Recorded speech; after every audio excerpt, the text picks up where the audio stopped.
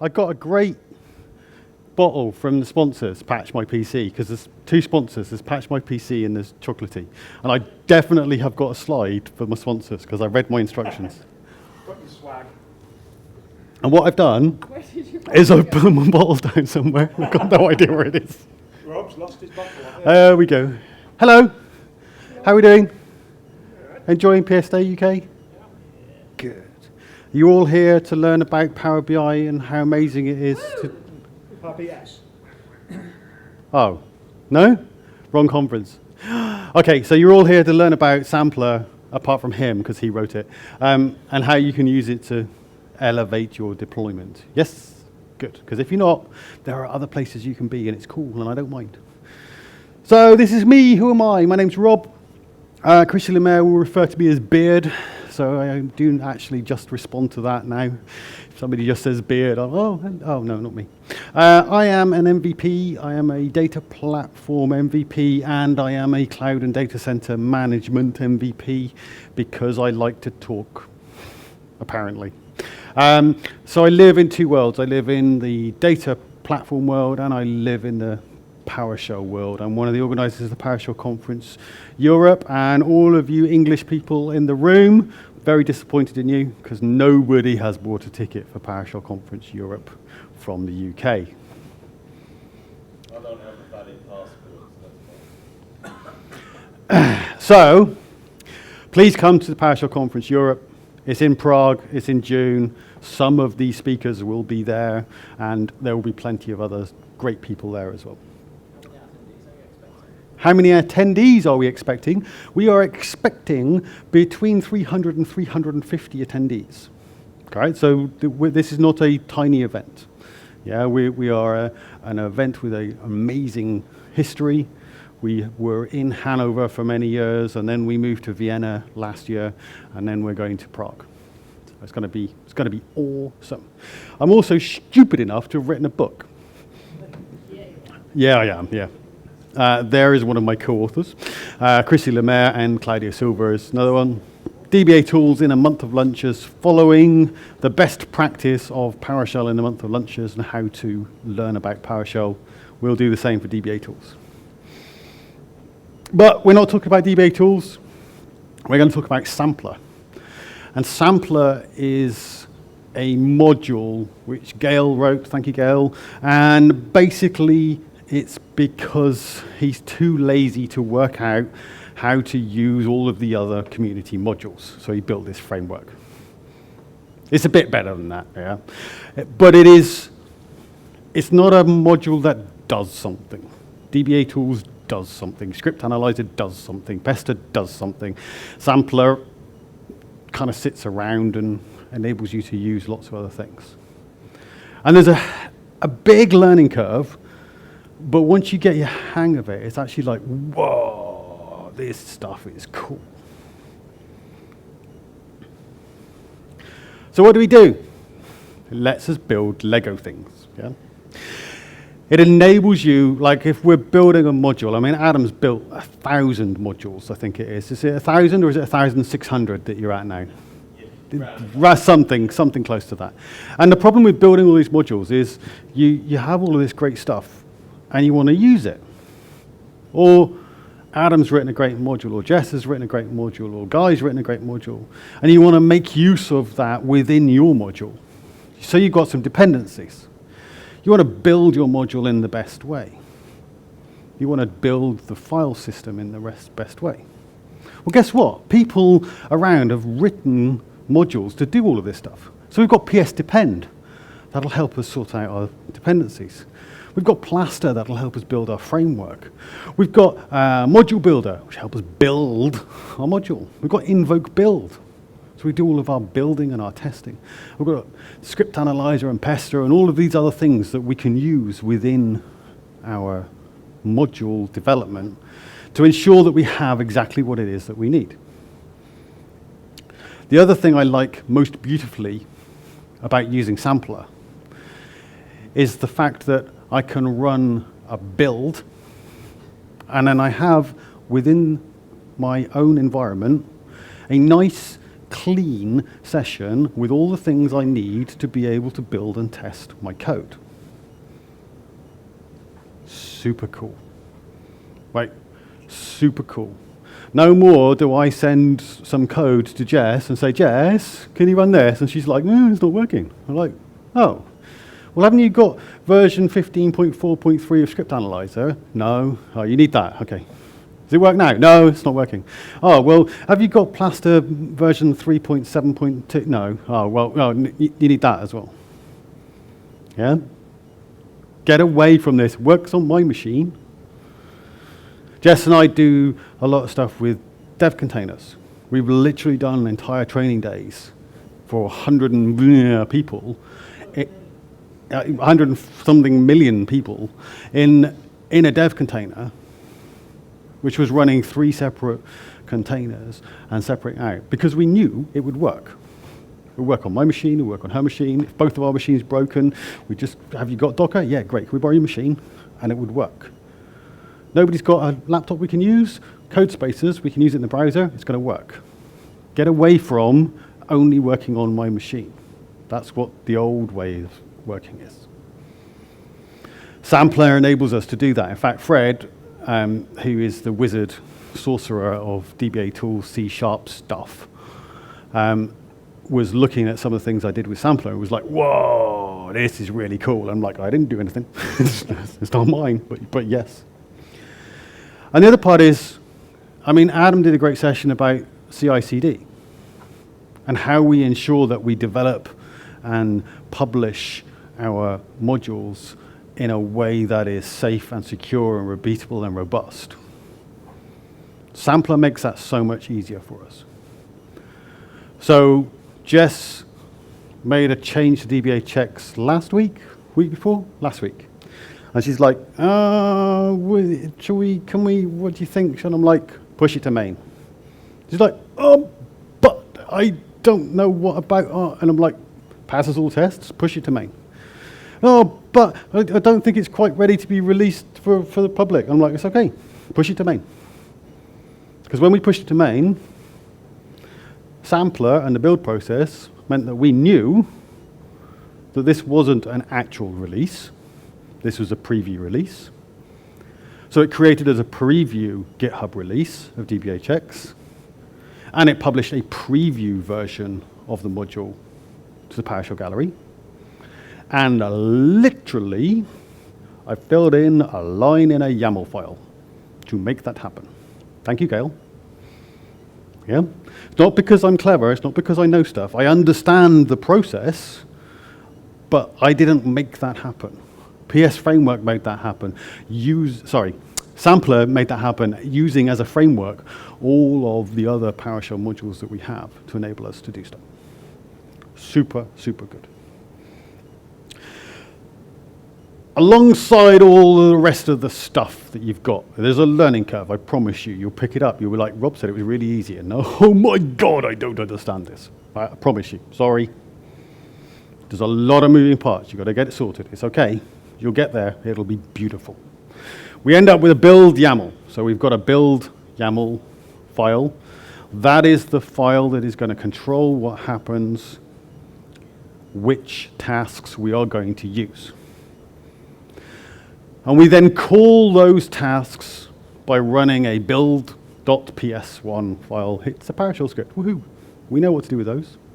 With a tasks parameter. And then we decide what we do. I've just put build there. But we'll build. Build is going to look in this YAML file and go, wait a minute, what am I going to do? Right, so I'm going to do build. First thing I'm going to do is clean. Remember I said, nice clean environment. Haven't got any variables or commands or anything sat in our session that are going to make stuff work that then when I give it to Jess, it doesn't work. It'll keep all of that. And we're going to have our build module builder task. That's going to go through and build the module. Surprise. And then we've got the nested module builder, because maybe we're really clever like Guy and we've got all of these amazing modules that have nested modules that have more stuff. This will take care of that. And then we're going to create a changelog release output. If you want to know how that works, you have to speak to Gail, because I haven't got a clue.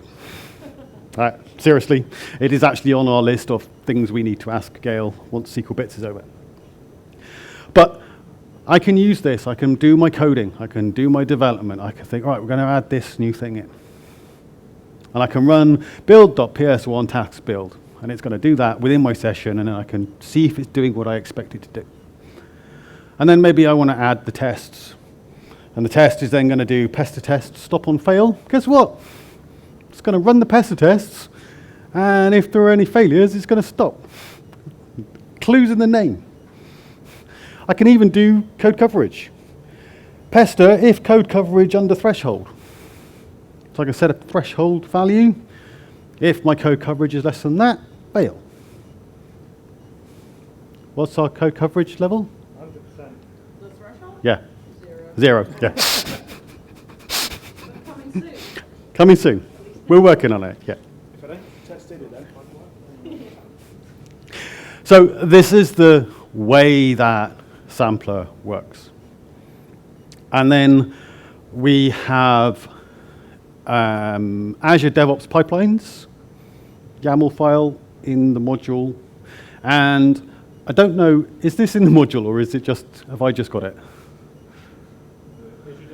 No, the GitHub Actions one. That's just me. So I have a GitHub Actions one, which I have built to try and match the Azure Devops pipeline. So if you look in DBA checks, if you look in SQLBits.ps and some of the other ones I've got, that'll be there. And then Gail's got a hand up. Yes, sir? I'm waiting for your pull request. I was going to say, Until I've done a pull request, and let's face it, as well as doing all of that stuff for the PowerShell conference, I'm also a committee member for SQL Bits, and we're running a training day for SQL Bits, which happens in 2 weeks' time. So a little bit stacked for time at the moment, but I will do it. So if you want it before then, that's where you'll find it. And so we've got a GitHub action, which looks kind of like the Azure Devops pipeline. And holy moly, look at this. I want to test my module on Linux, on Windows, PowerShell, on Windows, proper Windows, PowerShell, on Mac OS. It's going to do that. It's going to spin up the containers with those things. So spin up the runners with those things.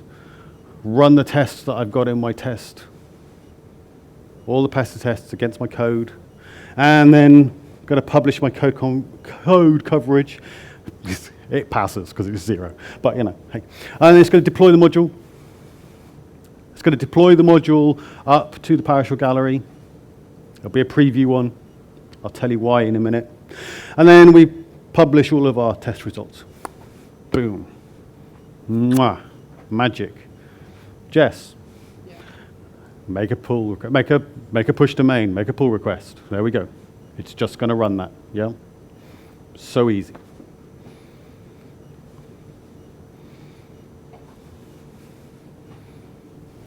You can all read. Any questions? Do you want to just see the thing? So you mentioned it came with pre-populated or extended pipelines for Azure DevOps and GitHub. Yes. What if I want to extend this to like another built infrastructure or another? So the question is, what about if I don't use Azure DevOps and I don't use GitHub Actions as my CI/CD build runners? What can I do? So the best part of that is item number 3, sir. It's a PowerShell script that we run with parameters. So each one of those steps is basically us going, you're in the root of the repo, let's do a build, let's do a test, let's do a publish, let's do a deploy, it carries on further down. So as long as your test running system can run PowerShell scripts, we're golden. Yes, sir.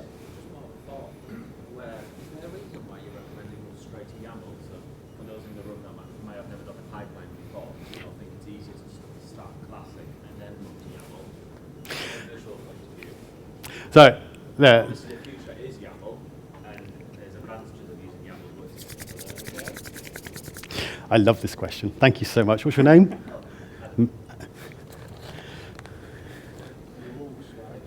Pick your favorite one of those, and I'll give you a sparkly beard one in a while. So the question was, you're using YAML. Come on, this is just text on a screen? Why don't you use a proper GUI for building your pipeline so people can see what it's like? And the reason for that is so that we have our pipeline in source control alongside our code, so that any changes to our pipeline are properly documented. They're audited. They can go through a pull request if we need them to. They are source controlled. We know who made them. We know why they were made.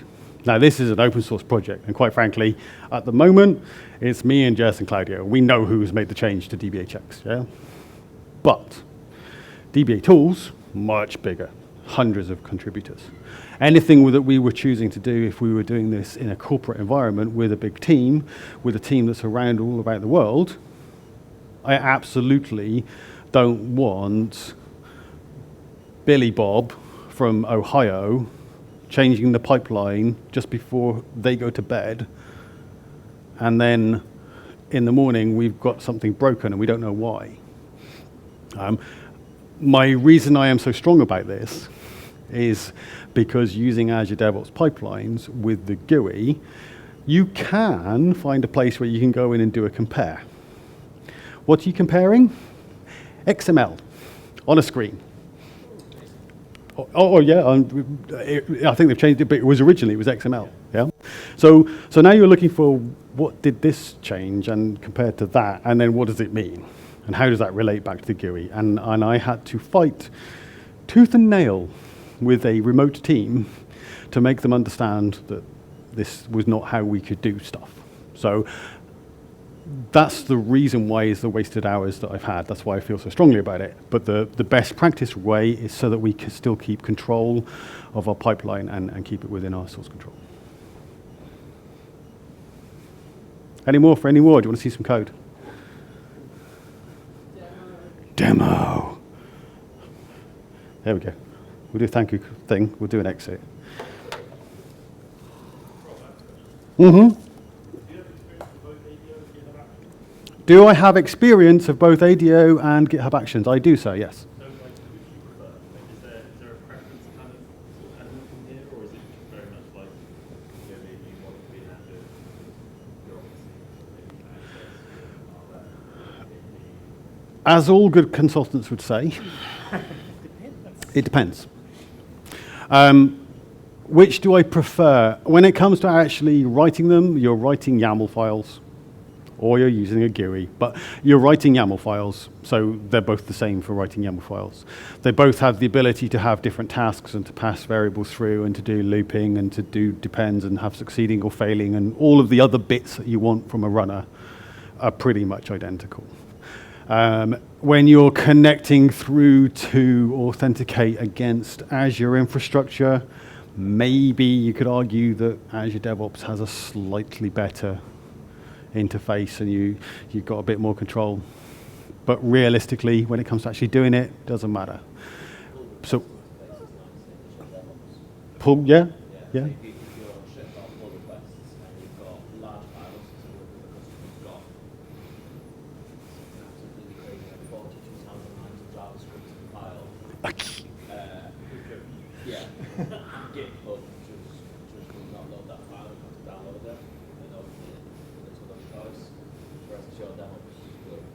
Today I learned. So for the video, the answer was very large files, like 42,000 lines of JavaScript in a single file. The diff for GitHub Actions will just barf and doesn't work. You've got to download it, but in Azure DevOps it'll actually work. No, I was just saying, if you're downloading a JavaScript file with 6 million lines of code, maybe you don't want to go through it with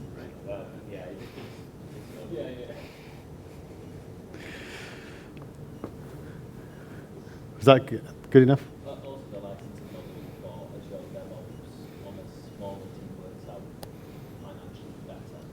So, and if you're doing things like already licensing developers for Visual Studio, professional enterprises licensing developers, and then to get Visual Studio licensing for internal use only, then you get those licenses for free.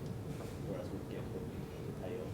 It's minor thing, but I guess the bigger the team, the more worthwhile it is to compare. So the answer there was apparently money's important to some people. Check. Small scale, bigger scale, Check and work it out. Determined by factors you probably don't care about. Absolutely, yeah, absolutely. It depends. Yeah, it depends. So let's have a look. We could look at this one, or we could look at this one. Let's look at this one first up. So this is SQL Bits PS. What SQL Bits PS does is it reads the Sessionize API for the SQL Bits agendas for training days and for general sessions, and returns information that is mainly useful for me. And the reason it's mainly useful for me is because I use it with some pester to run a few hundred pester checks to validate that 4 days, 12 tracks of agenda will work with all of the requirements that you cannot even imagine. Even if you think about how much complication there is, there's more. So mainly that's what this is for. But it does also enable people who are interested in using PowerShell to be able to go and get stuff out of the agenda, which is our source of truth from Sessionize. And because it felt like a good way for me to really get into handling how this will work, and also meant that I could then work on swapping the Azure Devops pipeline that we've already got in Sampler into a GitHub Actions one. This is what I did. So you're already using stuff that uses Sampler. Don't do any DSC work then? No DSC? Anybody doing stuff with DSC? Gail, anybody doing stuff with DSC? Yeah. So Sampler is already building some of the DSC modules, some of the chocolatey modules, community chocolatey modules. Some of these things are already using Sampler to come through. What else? Guest configuration. Yeah. Those sort of things, Sampler is already being used for. So the reason it's been used for that is because it does the job and it's pretty neat, yeah? So I want to show you that actually, if this weird beardy fella can work out how to use it, then so can you, because it's pretty simple. So there's an installation video that Gail's done that I'm going to say, just go and watch that. Right? Work your way through it. He's going to moan that it's out of date and it doesn't work and blah, blah. And I'm like, yeah, absolutely. But there's no point me going through all of that when you've got that resource already available to you. Go and have a look at it. And once you've got that, you're going to end up with a format that looks nothing like that. It was doing this in the training day. It drove me, drove me insane. See, now it's like popping up on your Beautiful AI. Exactly. So you end up with this this file system that looks pretty much nothing like that, because you're going to have your output folder, which, as you can see, is already hidden. We've got our source, and we've got our tests.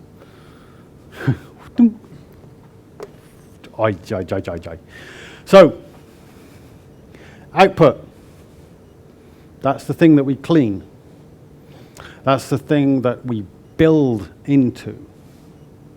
That's where we make sure that our environment has exactly got everything that we need within it. All of our required modules are all going to be there to create our session. That's the thing that we're not going to push up into source control, because we're going to build this thing. That is going to be the output for our GitHub release, for our PowerShell Gallery release, for any testing that we're doing locally. That's where we're going to be seeing what's happening. So our source, that's where we're doing our development work. This is the place where we're putting all of our code. This is where we're building up our module. So this module doesn't look that complicated. We've got a language directory, we've got a public directory, we've got a test directory. Okay, and in those public, guess what? Just got some functions in it. We've got our module file, PSM1, PSD1. So these are all going to have been generated as we create stuff. And it looks just like a PSD1 file because it's just a PSD1 file.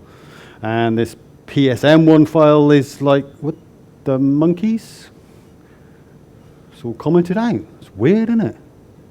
Okay. I got a question, so we'll come back. Ponder that for a minute. Question. Does sampler set up the module in that particular format? Like there's a lot of discussion on how to set up a PowerShell module, right? So does it create a public folder? Let me ask the man at the back. Man at the back, does it use Plaster? It uses your Plaster template to do that. So Plaster is a scaffolding framework building module to enable you to build your module however you want. The question was, how does Sampler decide? And the answer is, Sampler doesn't decide. You decide because you use Plaster. So I would set that Plaster template up ahead of time. That is how you should work. This is what I said, is you need to know some more bits about some of this stuff, yeah? But your Plaster template is, this, I think this is pretty much just the default one that's there, which is best practice. Correct? Go for it. So in Sampler, you can use Sampler and say, hey, I want a new module, so new sample module, and that is calling faster under the hood, and that's setting up for you. And then you have this, and then you can do work. But it creates whole folders for you from the faster template, which is so built in within Sampler. So can I write my own faster template to feed that into the sampler? Kind of. Yes. The answer is yes. If you need to customize it, you probably need to have a pull request. Or you use Plaster to build your own thing and then put this in afterwards, which is what I did with DBHX, which I'll show you in a minute. So, remember PSD1, looks like PSD1, yeah. It's got our stuff in it. PSM1, it's all commented out. So we'll forget about that for a minute. We'll just go through. Here we've got some functions. We've got some functions. Here are some functions. Get SQL bits empty session, gets all the empty sessions in the agenda so you can find out where they should be. Got a load of functions, okay? If we run a build in my output directory, I've got my SQL PS directory, the name of my module. I've got it version, but I didn't put no version in. It's just picked up the version automatically for me. And now we've got, okay, so I've got my language file and I've got my PSD1, which has got, oh, hang on a minute, picked up the module version automatically. This is awesome, isn't it? All I did is run a build.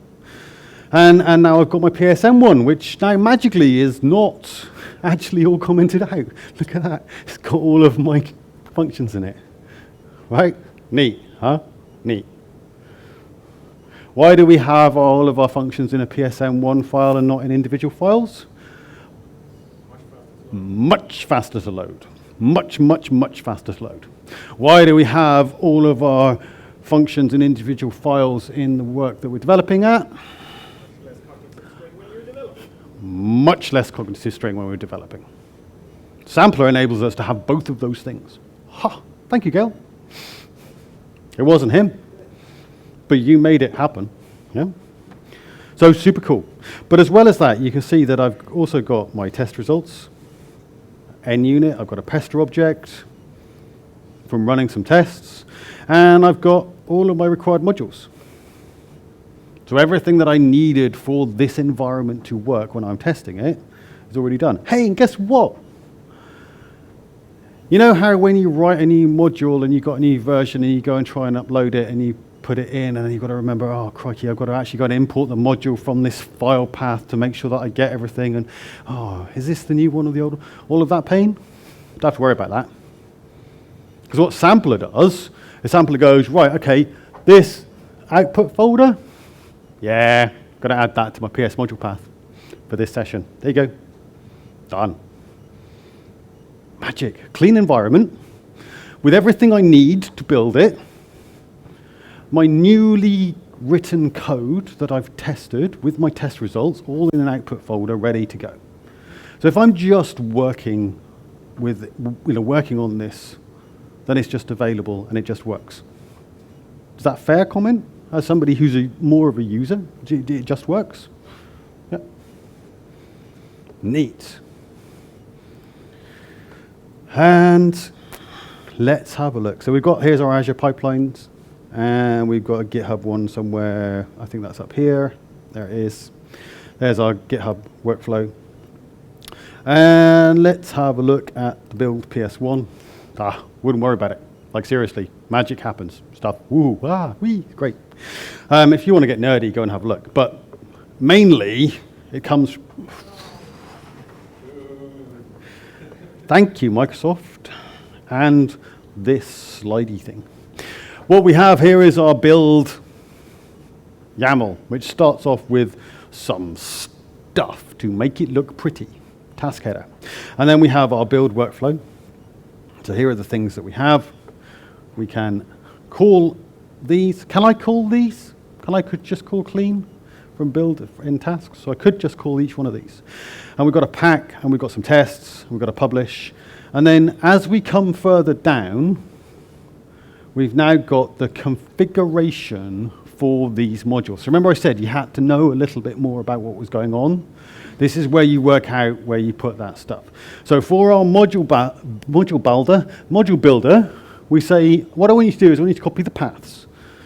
And I've put in the directory that I've got below that. So it knows it's going to pick up the public and the PSD1 and PS1, and then anything else I want. I want my language pack for my help, please. What encoding we're going to have, and do I want a versioned output directory? Well, I think you can pretty much work out what those do. And then we have our pester configuration. So these days when you write pester, you're going to build a pester configuration object. You're going to give it a load of values to the properties we've got within there to define the pester that you're going to run. Guess what? That's exactly what that does. What's my output format? What am I excluding? If I'm running some scripts, if I'm excluding some tags, if I'm adding a code. Oh no, I lied. It's 1. We've obviously added something in. Woohoo! Yay! And then we've got our module build tasks, and we've got our PS depend. Where are we going to get these dependencies from? So if we're running internally, maybe we want to put that to a different place than the PowerShell Gallery. Are we going to have pre-release? No, don't have pre-release, because Jess will get really scared. You might use some code that she's put in that she's not confident about yet. So would Rob, to be honest. And then we've got our GitHub configuration. So our GitHub configuration says what is the username that we're going to run when we run our things. So I like to make people smile, so I put stuff in this just to be slightly silly. And how do I know what these are? They are coming from within my required modules. If I pick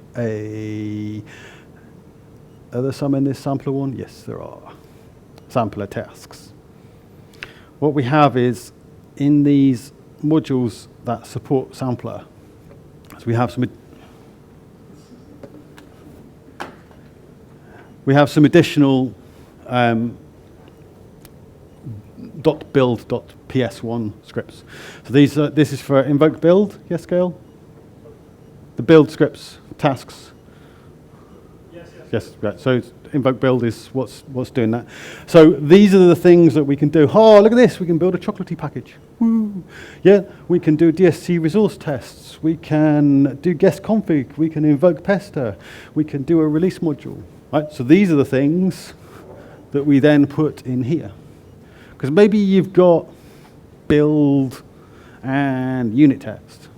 And then maybe you've got a QA test. Or maybe you've got some, you want to pack it for some internal artifactory thing, and you want to pack it without some stuff for PowerShell Gallery. Yeah, this is going to enable you to pull those out, create different ones of these, and pull it through. Make sense? Nods. Cool beans. Awesome. Look at that. See, loads of time.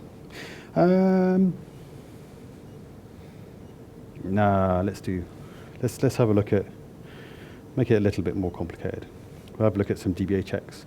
So DBA checks is pester check validation for your SQL instances. It is a sister module to DBA tools. And what we are doing at the moment is we are rewriting it so that we have got Pester version 5 support. Because Pester version 5 is bigger and it's better and it's faster and it's smoother and it's more gorgeous. It's also more configurable, and it also uses completely and utterly different syntax to Pester version 4 and 3. Thank you, Jacob. But that's what we've got. And what you have at the moment with DBA checks is you go and load DBA checks, and what I do is I go and check what you've got in your session, and I go, let's see what version of Pester you've got. Oh my goodness, you've got the wrong version of Pester. So then I try and remove Pester from your session and then make sure that you've got the right version of Pester to make sure that it works. Oh, and guess what? Within DBA checks, we make use of a whole load of PS-bound parameters, which then makes working with Pester and all, loads of fun and games. And it never ever goes wrong whenever anybody uses it anywhere. Right? It's perfect. So I want to get away from having to do that. I want to just be like, right, we'll make Pester v5 the dependency and it will be much better. Equally, we are production DBAs by heart. We are extraordinarily cautious people. We will not just take risks for the sake of it. We're dealing with people's data. These checks are used by people in environments for data that you all care about. And I know that, and I can't tell you, but believe me, it's data you all care about.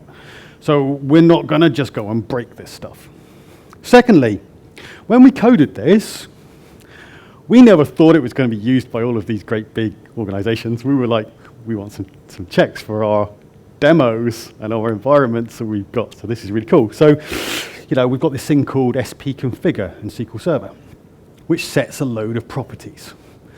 So get DBA SP-configure will go and get you these properties.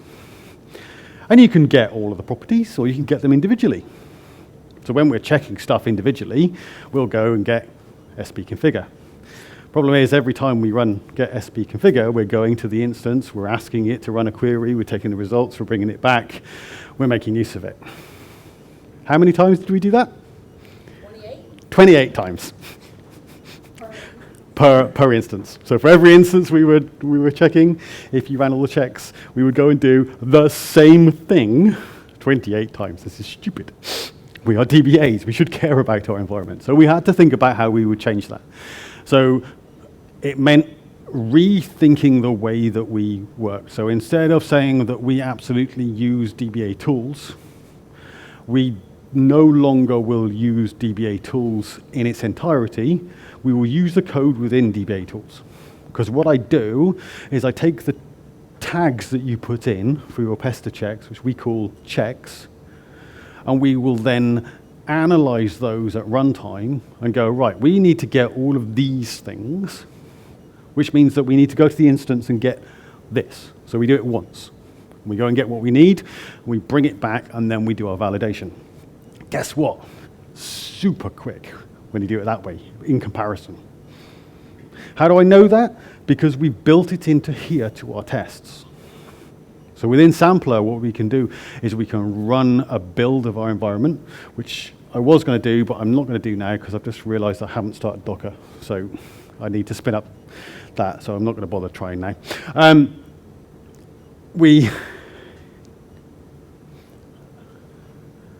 What was I saying? We know it's much quicker because we run a build.ps1, tasks, build, tests, and when the tests run, it builds the PowerShell module, and then the tests will also actually run a set of tests against our containers, which we've got, which are our instances. And what our tests do is Jess wrote this great function which will go and run the same check with version 4 Pester, and then the same check with version 5 Pester, and take the results and compare them to make sure that all of the ones that passed are the same, all the ones that failed are the same, all the ones that were skipped are the same, and then how long it took to run each of them. And we use Jacob's profiler module to run a trace script to see what the difference is between the two. And at the moment, we're running at about 40% of the time in comparison from making those changes. It is quite astonishing how good the profiler module is to enable you to work out where we're spending all this time. It's how we know that it was 28 times we did the same thing. But also to make sure that when we run sampler, we do a build, and then we do a test. It makes sure that we're doing the same thing. And then, because we're confident in that, Jess, even though she should just like trust it and go, actually, what we do is we run. Let's do it. Let's go to. Yeah, mouse is over there in disgrace. Anti-gravity maps. So we look at DBA checks. Look at this. That's me. Look, it's you. You did that, right? It was 2 weeks ago, and Yeah. Wait a minute. here are all of the things that we had. All of that that workflow that you saw, the tests against all the different versions of different operating systems, making sure everything works, and we got some releases. 2.0.18. Well, really? Actually, if we go to, I do have to click on this, don't I? Come on. Do the thing. Click. Actually, there's our preview. Version 3.0.1 preview. Automatically just done. If we go and have a look in PowerShell Gallery, DBA checks, there it is.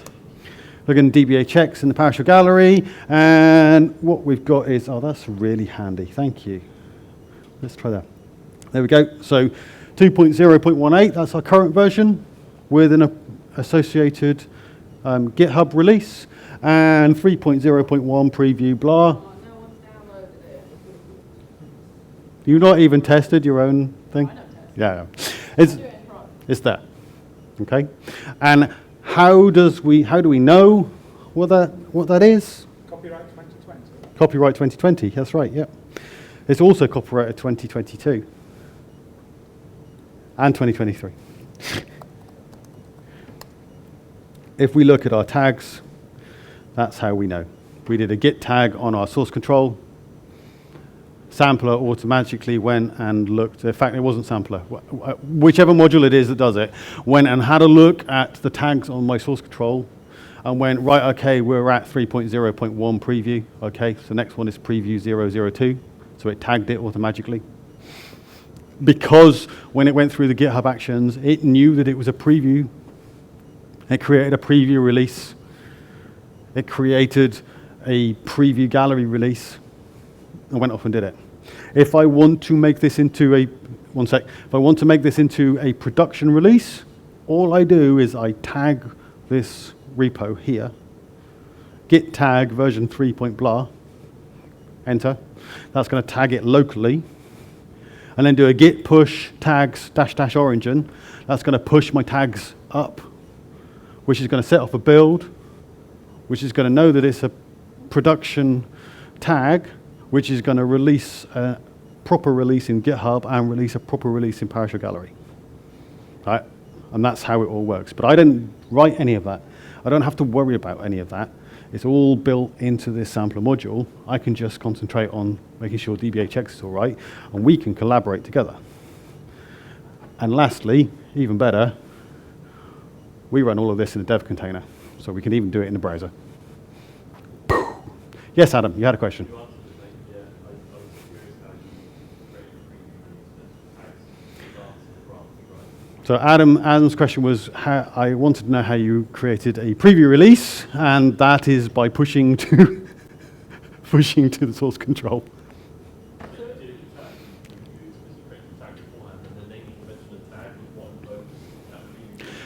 Okay, so in the beginning, I had to create a tag on the repo and a tag that was pushed to the remote repository in the very beginning. Ever since then, every time that build runs, it's looked at the tags that are already in the repository, these ones, which is the biggest one, and away we go.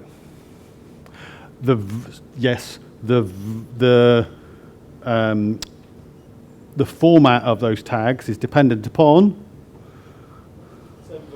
Semver. Thank you very much. I thought it was. I was just checking. Correct. Yes, boss. I just wanted to say, like, the calculation of the versions is done with a tool which is Git version. So you don't have to change it. It's configured with Git version and based on your Git repository. And everyone has the same calculation process. Sorry, this is not done in the GUI. This is done in YAML because it's source control. And you've reminded me that then answers your question, which is where is it formatted? It's in your Git version YAML file.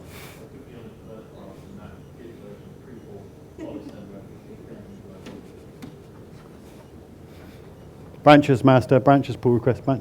Yeah, you've got control of it all there. You had one question, and I'm out of time, but Can we yes. push to, oh great. Can we push to dev to create preview branches, push it to main to create real branches, or real, versions, so that we don't have to do tag, make tag, give tag stuff. So the question is, can I not just push to dev and have that automatically be my preview, and then push to main and automatically make that my main release?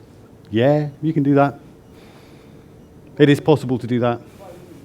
Why would you not do that? Because we are on a single path of going forwards, and we don't have to maintain lots of branches.